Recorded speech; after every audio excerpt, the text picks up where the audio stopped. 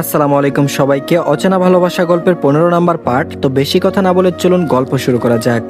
ভাইয়া, জোনাকের কোনো দোষ নেই এখানে। এসবের মাঝেও যেতে চাইনি না, ও ডেয়ারটা করতে চেয়েছে, আমরা তাকে জোর করেছি বলে এসে গিয়েছিল। ভাইয়া, দরকার হলে আমাকে শাস্তি দাও যত ইচ্ছা, কিন্তু জোনাকিকে কিছু বলো না। বলেই থামলো রিয়া। স্নিগ্ধ রিয়ার দিকে তাকিয়ে চোখ ছোট ছোট করে বলল, পানিশমেন্ট রেডি আছে তোর জন্য, রাতে পেয়ে যাবি। এখন বের হ ঘর থেকে, কারো সুপারিশ করতে বলেনি কেউ তোকে। স্নিগ্ধের এমন কথায় আবারও রিয়ার মুখটা চুপসে গেল। জোনাকির দিকে একবার তাকিয়ে তার হাত ছেড়ে ঘর থেকে বেরিয়ে পড়লো। রিয়া যেতেই স্নিগ্ধ ঘরের দরজাটা বন্ধ করে দিল। জোনাকি মাথা উঁচু করে স্নিগ্ধের দিকে তাকালো। এভাবে দরজা বন্ধ করাটা ঠিক বোধগম্য হলো না তার। স্নিগ্ধ দরজা বন্ধ করে জোনাকির দিকে এগিয়ে আসে। জোনাকির কান্নাটা হুট করে উধাও হয়ে গেল আর কাঁপাকাঁপি শুরু হতে লাগলো। জোনাকি কিছুটা পিছিয়ে যায় স্নিগ্ধের থেকে, তারপর বলল, তোর দরজা কেন বন্ধ করছেন? স্নিগ্ধ বলল, নিশ্চয়ই অকারণে বন্ধ করিনি, কারণেই তো বন্ধ করেছি। জোনাকি প্রশ্নবোধক চাহনি দিল স্নিগ্ধের দিকে। স্নিগ্ধের হঠাৎ আবার পরিবর্তন হয়ে যাওয়াটা যেন তার হজম হচ্ছে না। হুটহাট নিজের রং বদলে ফেলেছে যেন গিরগিটি। তারপর বলল, বুঝতে পারোনি? তুমি যখন আমাকে বাবুর বাবা বলেছিলে, বিলিভ মি জোনাকি, তখন আমার ইচ্ছে করেছিল বাবুর বাবা হয়ে যেতে, আর তাই দরজা বন্ধ করে দিয়েছি যাতে বাবুর বাবা হতে পারি। স্নিগ্ধের ঠোঁট কামড়ে বলা কথাগুলো শুনে জোনাকি চোখ জোড়া বড় বড় হয়ে গেল। সে আবারও পিছিয়ে গেল স্নিগ্ধের কাছ থেকে। স্নিগ্ধের মনে এমন খারাপ চিন্তা ভাবনা ঘুরছিল সে ভাবতেই পারেনি। স্নিগ্ধকে সে বিশ্বাস করে, তাই সরাসরি এমন কথা বিশ্বাস করাও যে তার পক্ষে সম্ভব না। তাই কাপা কাপা কণ্ঠে বলল, স্নিগ্ধ ভাই, আপনি প্লিজ এমন ধরনের মজা করবেন না, আমাকে যেতে দিন, আমি চলে যাচ্ছি। বলে স্নিগ্ধকে পাশ কাটিয়ে যেতে চাইলে স্নিগ্ধ খপ করে তার হাতটা ধরে ফেললো। জোনাকির বুকটা ধক করে উঠলো। কোনো এক অজানা ভয় গ্রাস করে নিল তাকে। স্নিগ্ধ জোনাকির হাত ধরে টেনে ডিভানে টেনে বসায় আর নিজেও তার পাশে বসে পড়ে। জোনাকি ডিভান থেকে উঠতে যাবে, হুট করে স্নিগ্ধ ডিভানে শুয়ে জোনাকির কোলে মাথা রেখে শুয়ে পড়ে। জোনাকি বলল, স্নিগ্ধ ভাই, পাগল হয়ে গেছেন নাকি? করছেনটা কি? উঠুন। স্নিগ্ধ আরামসে মাথা রাখলো জোনাকির ছোট্ট কোলে। ডিভানটা খুব বেশি বড় না হয় স্নিগ্ধের পা জোড়ায় জায়গা হলো না, তাই ডিভানের হাতলে রেখে পাটা ছেড়ে দিল। জোনাকি স্নিগ্ধের মাথাটা উঠাতে চাইলো কিন্তু পারলো না। জোনাকি নিজে ওঠার চেষ্টা করতে স্নিগ্ধ এক হাত দিয়ে জোনাকির কোমর জড়িয়ে ধরলো। হঠাৎ স্নিগ্ধের এমন কাণ্ডে জোনাকির পুরো শরীরটা কেঁপে উঠলো। জোনাকি কাপা কাপা কণ্ঠে বলল, স্নিগ্ধ ভাই, এবার কিন্তু বেশি বেশি হয়ে যাচ্ছে, ছাড়ুন আমায়, এটা ঠিক না, প্লিজ ছাড়ুন। স্নিগ্ধ জোনাকির কুল থেকে নিজের মাথাটা উঁচু করে তাকালো তার দিকে। হাত পা ভীষণ কাঁপছে জোনাকির। স্নিগ্ধ সেভাবে থেকে হেসে হেসে বলল, কোনটা ঠিক হচ্ছে না? স্নিগ্ধের এমন ভাবলেশীন প্রশ্ন শুনে জোনাকির রাগ হলো। তারা সব মোটেও ভালো লাগছে না। এখন যদি এই অবস্থায় তাদের কেউ দেখে নেয় তাহলে কত বড় কেলেঙ্কারিটা ঘটবে তা কি বুঝতে পারছে না এই লুচুলুক। জোনাকি চোখ বন্ধ করে লম্বা করে শ্বাস নিয়ে আবারও ছাড়লো। তারপর নিজেকে স্বাভাবিক রেখে বলার চেষ্টা করলো, স্নিগ্ধ ভাই, আপনি দরজা বন্ধ করে যে এভাবে আমার কোলে মাথা রেখে শুয়ে আছেন সেটাই ঠিক হচ্ছে না, এখন প্লিজ ছাড়ুন আমায়। বলে অন্যদিকে তাকিয়ে আবারও একটা লম্বা নিঃশ্বাস নিল। স্নিগ্ধ ঠোঁট কামড়ে হাসলো, আবারও ভাবলেশীন ভাবে বলল, আমি তোমাকে এখনো কিছুই করলাম না, তারপরও তুমি বলছো ঠিক হচ্ছে না? কিছু করলে তো বলবে আমি ঠিক নেই। জোনাকি বলল, আপনি অনেক বাজে হয়ে গেছেন স্নিগ্ধ ভাই, কানাডায় গিয়ে আপনার চিন্তা ভাবনাও তাদের মতো বাজে হয়ে গেছে। আপনি বুঝছেন না আমি আপনাকে কি বুঝাতে চাইছি? ছাড়ুন এখন। বলে আবারও নাড়াচাড়া করতে লাগলো ওঠার জন্য, কিন্তু স্নিগ্ধ আবার নিজের দুই হাত দিয়ে জড়িয়ে ধরলো জোনাকির কোমর। এতে জোনাকির নড়চড় বন্ধ হয়ে গেল। বরফের ন্যায় জমে যায় সে সামনে থাকা পুরুষের একটু স্পর্শে। নিজের ভালোবাসার মানুষের স্পর্শ সবাই চাই, কিন্তু জোনাকি সেই স্পর্শে পাপ চায় না, তাই তো স্নিগ্ধ থেকে নিজেকে ছাড়াতে যাচ্ছে। স্নিগ্ধ বলল, ওকে ছেড়ে দিব, জাস্ট 10 মিনিট এভাবেই থাকো। তারপর জোনাকির চোখ জোড়া বড় বড় করে চাইলো স্নিগ্ধের দিকে। স্নিগ্ধ আরামসে তার কোলে মাথা রেখে শুয়ে আছে। জোনাকি ঠিক বুঝতে পারছে না স্নিগ্ধের মতলব। যেভাবে রিয়াকে এই ঘর থেকে পাঠিয়েছে তখন মনে হয়েছে আজ জোনাকির শেষ দিন, কিন্তু এখন দরজা বন্ধ করে সরাসরি তার কোলে এসে শুয়ে আছে এই লোক। এমনিতেই স্নিগ্ধের সামনে আসলে জোনাকি নিজের অনুভূতিকে কাবু করে রাখতে পারে না, তার উপর স্নিগ্ধের এমন আচরণ তার অনুভূতিগুলো আরো বেশি নাড়িয়ে দেয়। স্নিগ্ধ চোখ বন্ধ করে রাগী ভাব নিয়ে দাঁতে দাঁত চেপে বলল, স্টুপিড মেয়ে, আজকে যদি আমার জায়গায় অন্য কেউ থাকতো কি হতো ভাবতে পারছো তুমি? জোনাকি মুখটা কাদো কাদো করে নিল। এই লোকটা আসলে একটা গিরগিটি। সেকেন্ড পেরোতে না পেরোতে আবারও নিজের রংটা বদলে নিল। জোনাকি নিজ মনে মনে বলল, আপনার জায়গায় অন্য কেউ থাকলেও ভালো হতো, এত কিছু হতো নাকি?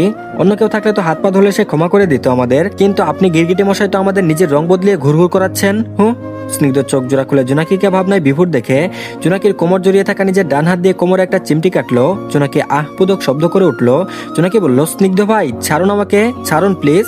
বলতে বলতে নিজেকে ছাড়াতে লাগলো, কিন্তু আর যাই হোক স্নিগ্ধের বাঁধনের কাছ থেকে হাজার টানাটানি করেও কিছুই হলো না। শেষে না পেরে হাল ছেড়ে দিয়ে বিরক্ত ভাব নিয়ে স্থির হয়ে বসে পড়লো। স্নিগ্ধের নাড়াচাড়া না দেখে আর চোখে তাকালো তার দিকে, দেখলো তার কুলে মুখ গুজে শুয়ে আছে। ঘুমিয়ে গেছে কি? হঠাৎ জোনাকির নজর যায় স্নিগ্ধের কানের পাশে থাকা ছোট্ট কালো চিকচিক করা তিলটার দিকে। এই তিলটা নিয়েও তো কত কাহিনী হয়েছিল। তো চলুন এখন ফ্ল্যাশব্যাক থেকে ঘুরে আসা যাক। জোনাকি তখন নতুন ক্লাস 8-এ উঠেছে। তাদের ক্লাস 8-এ এসএসসির জন্য রেজিস্ট্রেশন হবে, যার কারণে সবাইকে নিজ নিজ গ্রুপ নির্বাচন করতে হচ্ছে।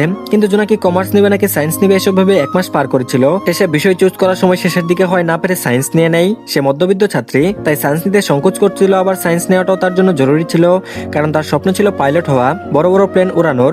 আর পাইলট হতে হলে তো পদার্থবিজ্ঞান আর গণিত প্রয়োজন। যাই হোক, সে সেদিন স্কুল থেকে বিজ্ঞান বিভাগের জন্য ফর্ম ফিল আপ করে বাড়ি ফিরছিল। সেদিন একাই গিয়ে হয়েছিল, যার কারণে আর কোনো বান্ধবীও সাথে ছিল না, তাই একা একা আনমনে হাঁটছিল। তখন পিছন থেকে কারো কণ্ঠ শুনে থেমে যায়। হ্যাঁ, তারই নামে ডাকছে বুঝতে পেরে পেছনে ফিরে তাকাই। রায়ান ভাইয়াকে সেখানে দেখে মুচকি হেসে এগিয়ে যায়। রায়ানও তার দিকে এগিয়ে আসছে, তারপর বলল, আসসালামু আলাইকুম ভাইয়া। রায়ান মন খুলে হাসে তার অভ্যাস অনুযায়ী। তারপর জোনাকির পেছন থেকে তার স্কুল ব্যাগটার উপর থেকে টেনে ধরে বলে, ওয়ালাইকুম আসসালাম, কি অবস্থা তোমার? জোনাকি বলল, আলহামদুলিল্লাহ ভালো, আপনি কেমন আছেন? এখন তো আমাদের বাসায় আসেনি না? রায়হান বলল, হ্যাঁ ভালো আছি, একটা মেয়েকে নিয়ে অনেক ব্যস্ততা যাচ্ছে, তাই তো যেতে পারি না। শেষের কথাটা মুখে হাত দিয়ে ফিসফিস করে বলল। জোনাকি কথাটা শুনে উৎফুল্ল হয়ে বলল, কি একটা মেয়ে? কে ভাইয়া, বলো না। রায়হান চোখ ছোট ছোট করে বুকে হাত গুজে দিয়ে বলে, বলা তো যাবে না, ইটস সিক্রেট। জোনাকি বলল, সিক্রেট হলে আমায় অর্ধেকটাই বা জানালে কেন? রায়হান বলল, ট্রেলার শুনিয়ে উৎসাহ বাড়াতে চেয়েছিলাম। তা তোমার ভাই কোথায়? বেটা তো কলেজে যায় না, তাই দেখিও না। জোনাকি বলল, ভাইয়া তো পড়ালেখায় ব্যস্ত। রায়হান বলল, ওহো, নেশাখোর ছেলে। জোনাকি বলল, নেশাখোর? জোনাকি অবাক হয়ে বলল। রায়হান হেসে বলল, হ্যাঁ নেশাখোর, যারা পড়ালেখা করে তারা এক একটা নেশাখোর, বুঝেছ? জোনাকি বলল, আপনিও তো করেন। রায়হান বলল, আমাকে দেখেছো কখনো পড়ালেখা নামক নেশা করতে? জোনাকি ভাবে, হ্যাঁ রায়ানকে সে তো কলেজে আসতে দেখে। জোনাকি ভাবে, হ্যাঁ রায়ানকে সে কলেজে আসতে যেতে দেখেছে, তবে পড়তে দেখেনি। তাই রায়হানের দিকে তাকিয়ে নাবোধক মাথা দুলাই। রায়হান আবারও হাসে আর সামনের দিকে এগিয়ে যেতে যেতে বলে, চল জোনাকি পোকা, তোমার বাসায় পৌঁছে দিয়ে আসি। জোনাকি এগিয়ে গেল রায়হানের পাশাপাশি। জোনাকির মনে তখন স্নিগ্ধ চলছিল, কিন্তু স্নিগ্ধকে অনেকদিন দেখেনি। স্নিগ্ধরা কিছুদিন আগে তার নানু বাড়ি বরিশালে গিয়েছিল, যার ফলে জোনাকি আর তাদের বাসায় যেতে পারেনি। তার নাকি 2 দিন আগে ফিরে এসেছে, কিন্তু এখনো যাওয়া হয়নি জোনাকির। জোনাকি ভাবলো রায়হানকে একবার জিজ্ঞেস করে দেখা যাক। তারপর বলল, রায়ান ভাই, স্নিগ্ধ ভাইয়ের কি অবস্থা? রায়ান ভ্রু গুটিয়ে তাকায় জোনাকির দিকে। জোনাকি আবারও বলে ওঠে, না মানে আসলে তাকেও তো অনেকদিন দেখছি না, তাই জিজ্ঞেস করলাম আর কি। রায়ান বলল, আমাদের রাজা তার নানুর দেশে গিয়েছিল, তাই দেখো নাই, এসেছে তো কালকে মনে হয়। জোনাকি বলল, ওহ। বলতে না বলতে রায়ান হঠাৎ চিৎকার করে ডেকে উঠল, এই রাজা, ওই রাজা, ওই স্নিগ্ধ এদিকে। হাত উঁচু করে সামনের দিকে তাকিয়ে উক্ত কথাটুকু বলল।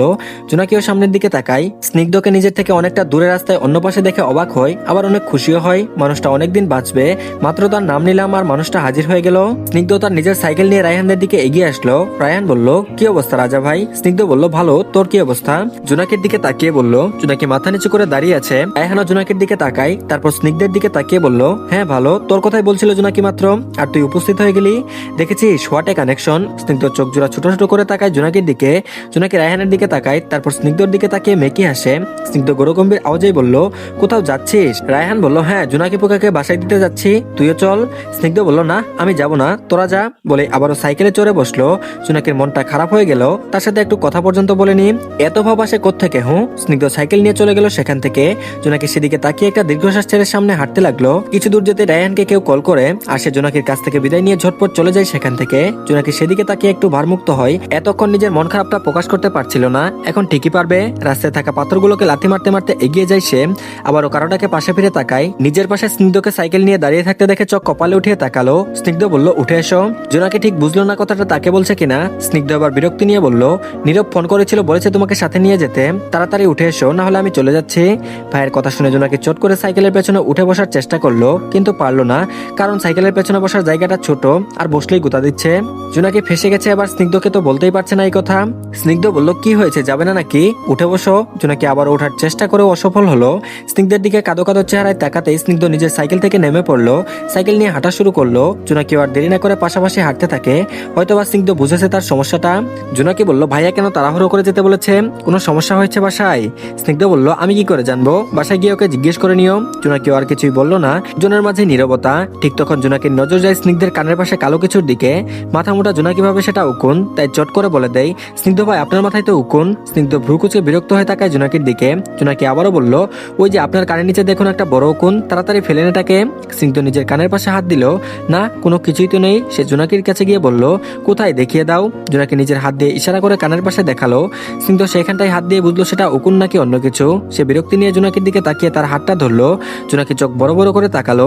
স্নিগ্ধ তার হাতটা ধরে কানের পাশে রাখলো, কিন্তু কোনো উকুন বা কিছুই ছিল না। জোনাকি আবার চোখ তুলে তাকিয়ে দেখে সেখানে কালো চিকচিক করা একটা তিল, আর সাথে সাথে জিভ কাটে আর বলে, সরি আমি বুঝতে পারিনি।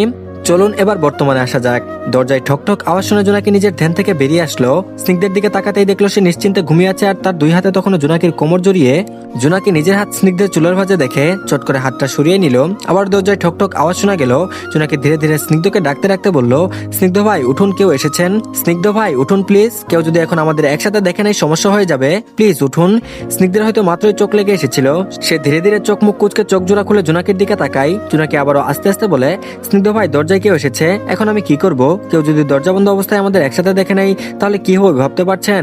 জোনাকি ভয়ে ভয়ে বলল। স্নিগ্ধ জোনাকিকে ছাড়িয়ে ডিভান থেকে উঠে দাঁড়ালো আর হাত দিয়ে আড়মোড়া ভেঙে ভাবলেশীন ভাবে বলল, আমাদেরকে ধরে বিয়ে দিবে, এর চেয়ে বেশি কিছু তো করতে পারবে না। জোনাকি স্নিগ্ধের এমন কথা শুনে তার দিকে ফিরে তাকায়। সে আছে ভয়ে, আর এখানে মানুষটা ভাব নিয়ে বসে আছে। স্নিগ্ধ দরজার দিকে এগিয়ে গিয়ে দরজাটা খুলে দেয়। জোনাকি ভয় পেয়ে কি করবে বুঝে উঠতে পারে না, তাই চট করে উঠে সেখান থেকে আর দৌড়ে বারান্দায় গিয়ে লুকিয়ে পড়ে। রিয়া ঘরে এসে বলল, স্নিগ্ধ ভাই, জোনাকিকে ছেড়ে দিয়েছো তো তুমি? রিয়ার কথার আওয়াজ শুনে জোনাকি প্রশান্তির শেষ নেই। স্নিগ্ধের কথার আওয়াজ শোনা যায়, তারপর বলল, হ্যাঁ অনেক আগেই ছেড়ে দিয়েছি। রিয়া বলল, কিন্তু কই, ওকে তো দেখলাম না। স্নিগ্ধ বলল, দেখ গিয়ে কোথাও লুকিয়ে লুকিয়ে কান্না করছে। বলে ঠাস করে রিয়ার মুখের উপর দরজাটা লাগিয়ে দিল। দরজা লাগানোর আওয়াজ শুনে জোনাকি বেরিয়ে আসে বারান্দা থেকে আর ভ্রু গুটিয়ে স্নিগ্ধের দিকে তাকিয়ে বলল, আপনি মিথ্যা বললেন কেন? স্নিগ্ধ বলল, তুমি লুকিয়ে গেলে কেন?